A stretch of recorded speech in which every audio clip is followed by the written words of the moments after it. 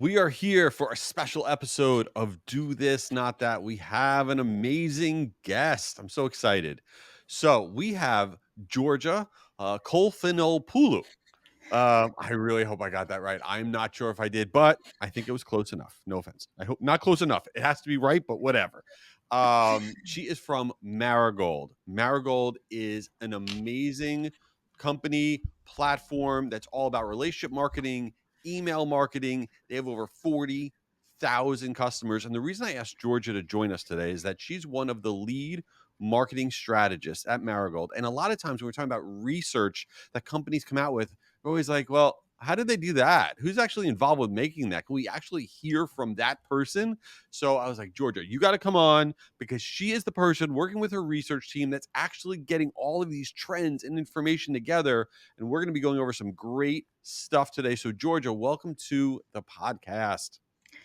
Thank you so much. Very flattered. And the surname was indeed correct. So you don't have to worry about that. Amazing. We're off to an excellent start. So, and by the way, I feel for you because my last name's Schwedelson. I mean, it's like sometimes people say it and they like sound like they're throwing up. They don't know what they're saying. So me and you, we're come from the same thing that people mess up our names. So anyway, thank you for being here.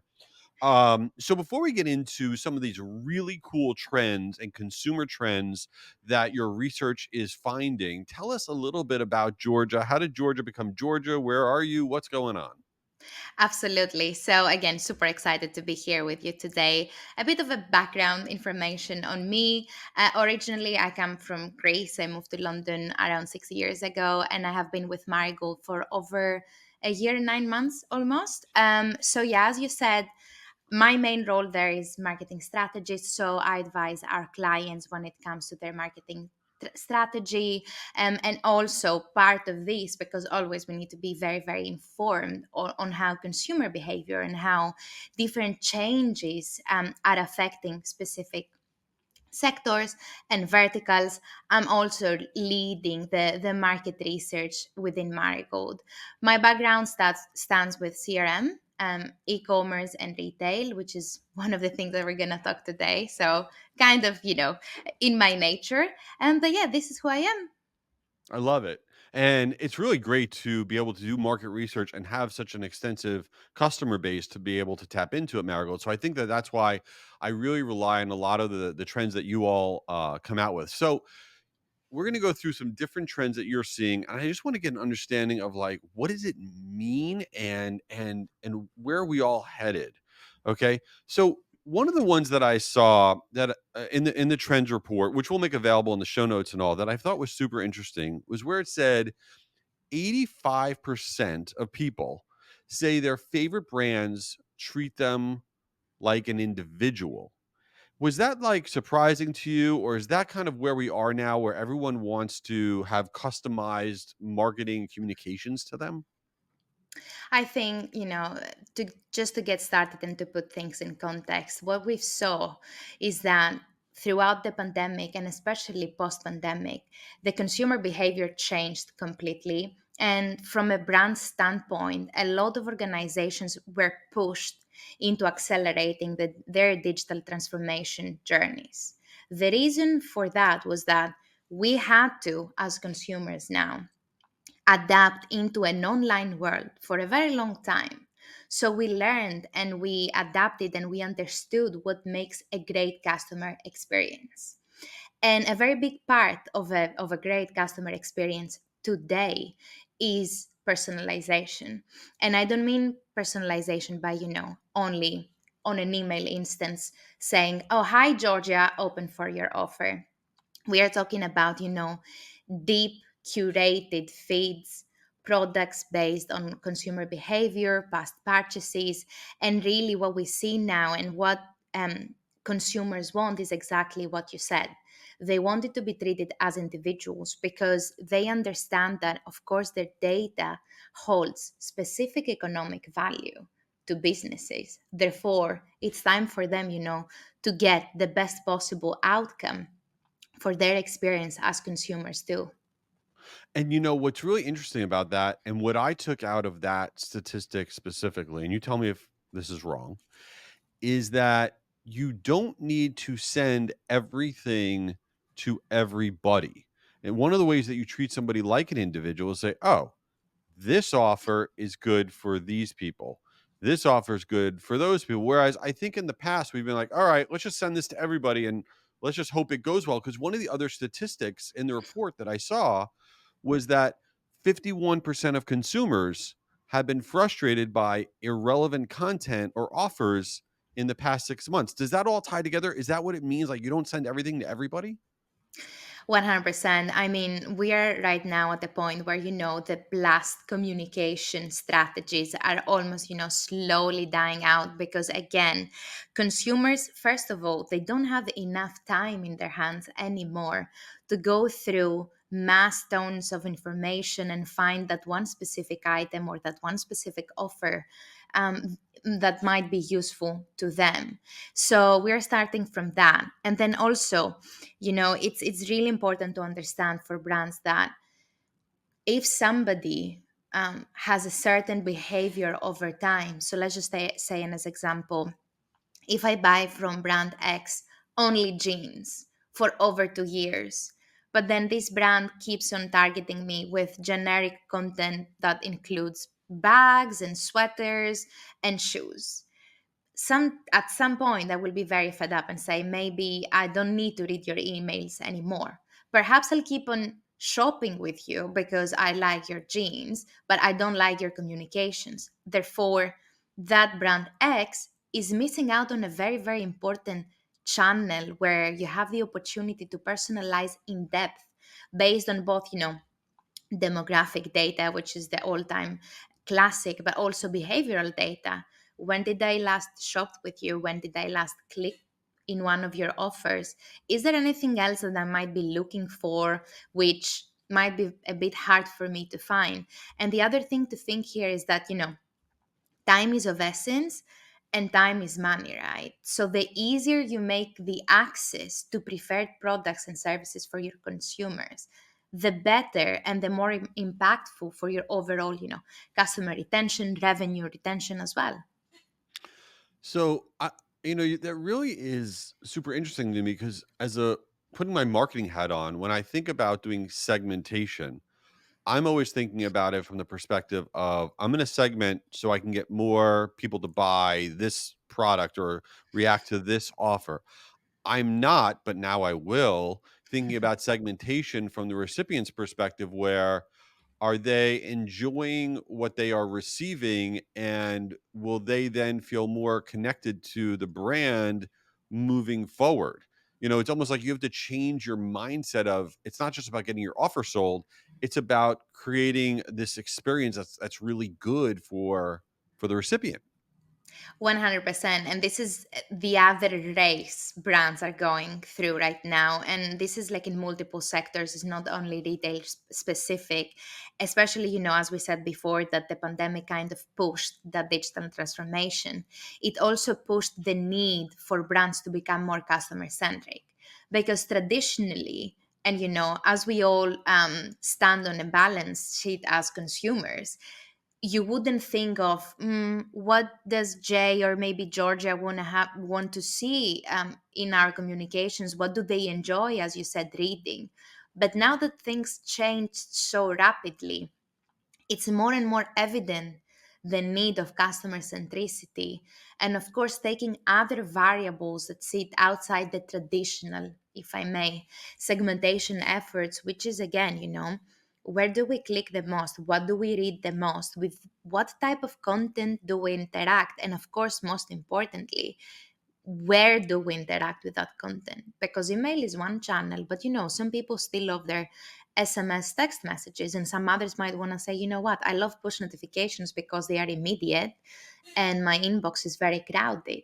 So you see that there are very different variables right now that brands need to consider to go back to that initial point where we were discussing, make consumers feel like they're actual individuals and that they value um, in the in the brand that they're interacting with. Yeah, it's a total mindset shift, and I got to work on that. I personally have to work on that. I'm going to work on that. So There was another set of data in the report that I thought was shocking, and I'll tell you why. So you've done this report for many years, and there's this stat in there that says 63% of people will pay more to shop with brands that they're loyal to. Now, the shocking part was that a year ago it was 59%. So it went up from 59% to 63% that people pay more to shop with brands that they're loyal to. And the thing that was shocking to me is you know, inflation and costs of goods and all this stuff, people have less money in their pocket than they did a year ago. And yet, from your report, they're willing to spend more money on stuff that just because of their loyalty. Is that surprising? I think it comes as a surprising fact to brands that they never, kind of invested heavily in their loyalty programs and in the loyalty value propositions. And this is a very big difference that we discuss, internally and with our clients and externally in situations like the one today that, loyalty from a transactional standpoint of course can serve brands, and it serves brands very well in situations with the cost of living crisis, the inflation, where the loyalty is automatically translated into discounts, offers, cashback rewards. But what's making really the customers stick and become advocates of a brand is the emotional part of the loyalty. And this is where we tend to see that behavior of, I don't mind paying more because I really love this brand, and that's it. And sometimes we also observe that that instead of making two or three or five purchases, they prefer to go and do that one purchase with the brand that they are very loyal to. And the reason for that is obviously of course there is a monetary incentive because you need that to drive, as I said, the retention and the stickiness. But also there are other things that people value: the customer experience, the efficiency of the purchase, the speediness. And again, it all goes back to that recognition that they are actual individuals. So here is also where personalization and very constant communication comes into play. And there are, of course, different variables, but the result is exactly what you said, that people, they are at the point where if they value a brand, they don't mind about, the $5, $10, or even $20 that it might be more expensive than some other competitor brand that they've never tried to buy from. And I think you touched on something that's really important because a lot of listeners, they may not have a loyalty program, and maybe that's beyond what they're able to put in place. But you can create loyalty without having a super sophisticated program because you mentioned recognition. Just recognizing the things that your customers have done, what they've spent with you, what they've interacted with you. Maybe it's that it's their birthday, it's their 1 year anniversary of signing up for your newsletter, whatever it is. Recognition creates loyalty because people feel seen, they feel a part of something. So don't just take loyalty that, oh my God, I got to have a whole points program and I'm not an airlines. You don't have to have that to create loyalty. So let's shift towards the last segment of this crazy podcast. And I didn't tell you beforehand that we were going to do this, but that's what this podcast is. So the segment of this thing is called Since You Didn't Ask, where we talk about things that have nothing to do with anything work related or whatever. But here's my question. You seem like a very smart person. You seem like an intellectual because you do research and stuff. And I am the opposite of that. I am not an intelligent or intellectual type person. And I'm saying that because I watch horrible reality TV. And I'm wondering, do you like only watch like The Crown and Masterpiece Theater, or are you like watching really bad stuff too? Yeah, so that's a very interesting topic. I don't only watch The Crown. I actually binge watch in like more than I should. Law and Order is one of my Oh, favorite things ever.